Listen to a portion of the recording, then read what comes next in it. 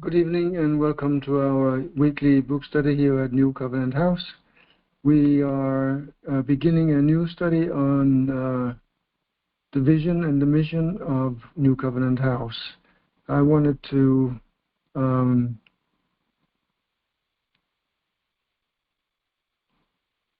find a way to communicate to people what we're about here so that you don't necessarily have to come and experience for yourself right away. But and last time we spoke a little bit about the three fundamentals of a vision casting process, which is the vision itself, and then the mission, which is the things we do to make that to get to the place where we want to go, and then the third component of that is the values, which is what's steering our everything that we do. Everything that we do is based on our values. And the other thing we talked about was new monasticism, because we consider ourselves a monastic movement, a monastic entity. We started out as an intentional community many years ago. We're going to talk more about that in a little while. Intentional community is really a very, very broad term for multiple ways of living and working together. But so we settled on monasticism, even though there's a lot of old baggage to that term, and that doesn't really apply to nowadays to monasteries nowadays. They're very different from what they were hundreds of years ago, and it's difficult for people to make that jump from the old-fashioned monasteries to modern-day monasteries. But we will use the term because that's the best we have so far. Tonight's session, I was going to talk a little bit about how we got to where we are, and because the journey to where we are now today started a long time ago, much longer than I even thought myself. I just realized that it actually started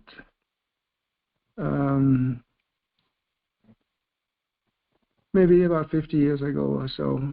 I was and because most visions are born out of one person, and in this case it's going to be my life that kind of informs what this New Covenant House is today. It doesn't necessarily mean that that's the way it's going to be tomorrow, but that's how it is today, and that started 50 years ago probably. I was always the one who was bullied in school, and I knew that I was different. I just didn't know why that was so different. But I was definitely different from the other kids in school. When I got my first job, on the very first day, I realized that when we produced things at the factory and the products were sold, the money that came in would not be distributed to all the workers. Mm-hmm. The owner would keep some of it for himself, and we didn't know how much. So that was a little unfair, I thought. So why don't we get together and start a factory ourselves without the owner? But that that was really, I was really shocked when I found out that nobody really couldn't really grasp what I was talking about there. But that was my first experience, and I think that's pretty much where I began to realize what kind of person I am myself. And I grew up on a farm in Denmark where everything was cooperative. The grocery store, the bank. My parents were members of various producer cooperatives. And so that was really a big part of my life when I was young.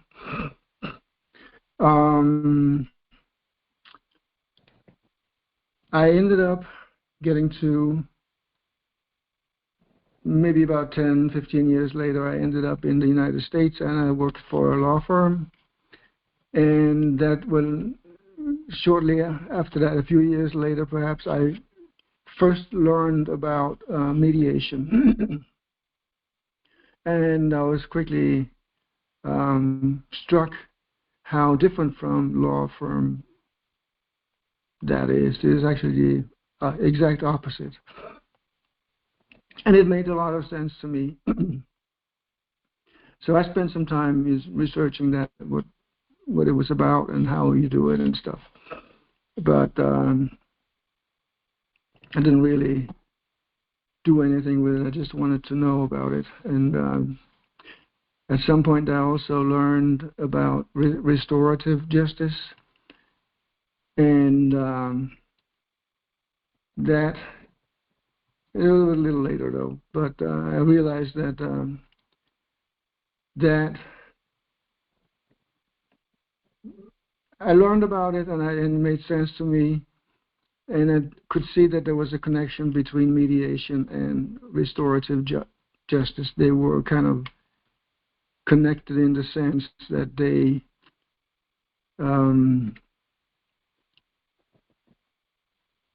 realized that they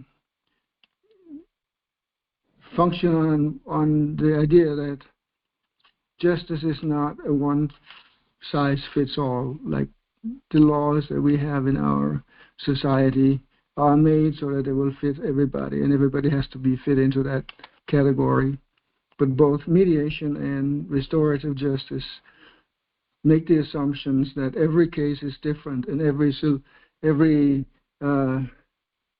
situation has a different solution.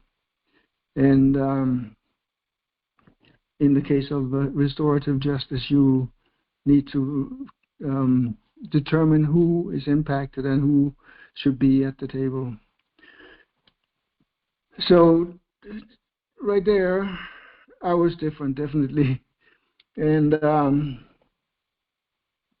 but then I got a pretty cushy computer job, and I kind of forgot about these things for a few years.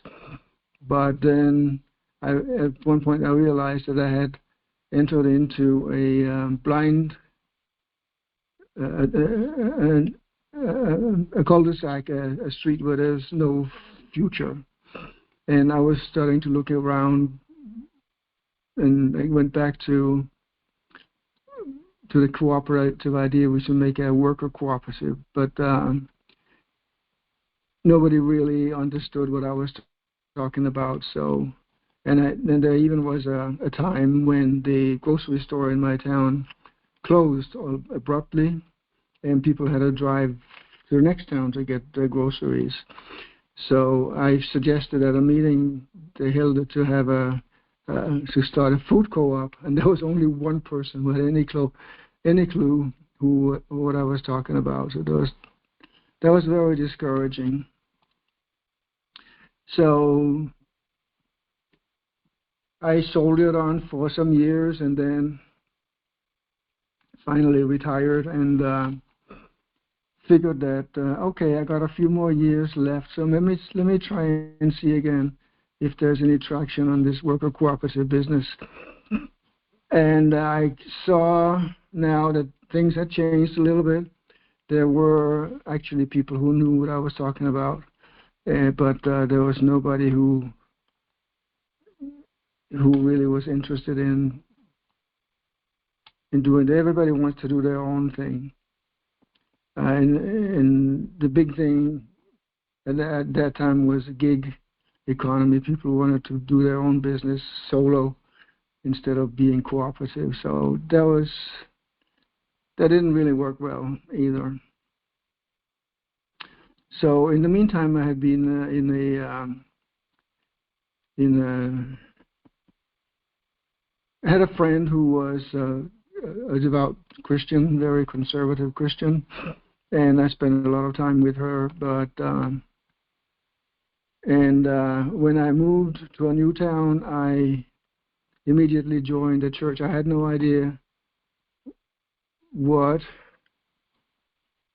I was looking for and what I should be looking for, but I did find this one. It looked like it was okay. It was the website said that it was associated with the United Christ Church of Christ, and I kind of knew that there was a little bit that they were kind of progressive, and so this is my kind of church. So I went there and stayed there for about 10 years, and didn't realize, because I had no idea what Christianity really was.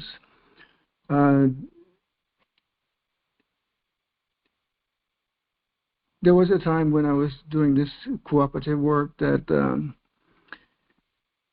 maybe I could become a pastor, because someday the church that I was in there with my family was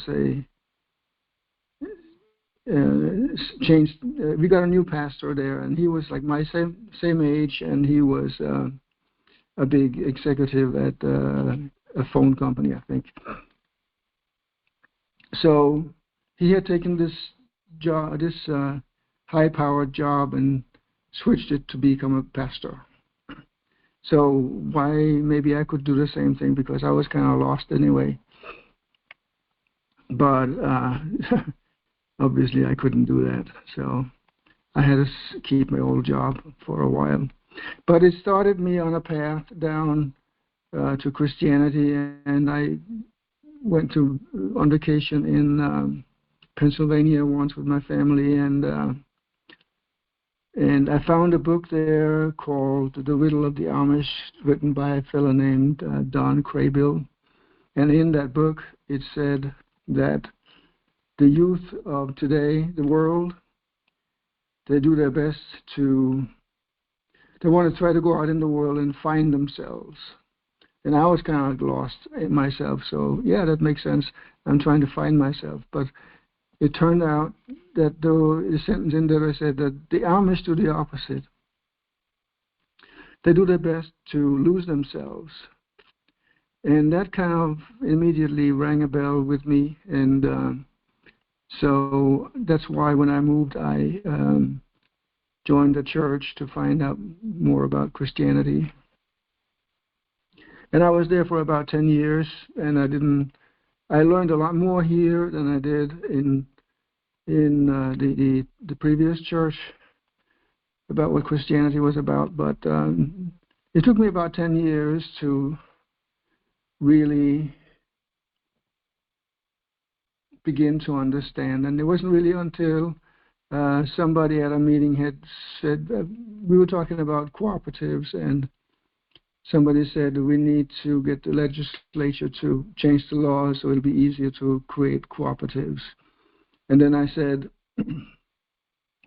we don't really need the politicians for this. We can do this on our own without them. And then somebody got up and said, are you an anarchist?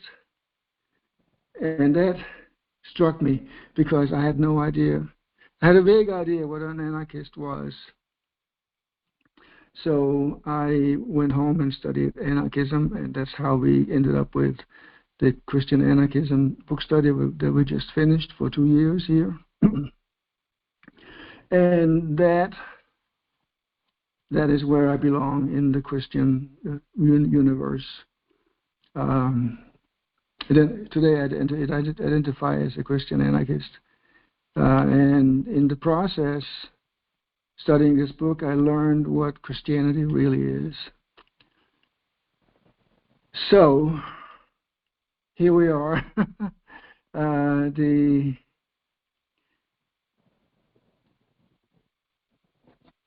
I kind of wanted to.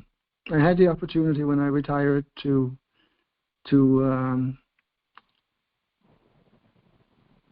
to buy a house where I could invite people in to join with me in a cooperative manner, or like I decided to call it a monastery. But it's really a place where we live, we work, we worship together. There's a lot of talk about you have to put different people together. But I think you need to start with people who are similar first before you can do that, because I have written this document here about what my vision is for this monastery here, but there is no way that I'll be able to test it on my own. It needs to be shared with others so that they can experience what it's like to be, and then make corrections to it. Because what I write may not necessarily be what you understand from it. You could understand something completely different, and that's not good, because that's how conflicts emerge. And that's the reason why I did it. It may start with me and with my ideas, but it may not end with that. It could be something totally different after that. I know there's a few things that probably never change, but there are many other things that probably will change over time. So I'm saying all this because I think it'll help you, if you're at all interested, to understand where I'm coming from and how this whole thing had its beginning. And I wish there would be some people here to discuss it with me now, but there isn't. So there will have to be another day. Call me or email me or some other way communicate with me, and I'll be happy to talk with you about it. But so next week we are going to get into the actual vision creating a vision, why we're doing it, and how we're doing it. Yeah, so that's about it for tonight, and I look forward to seeing you next week.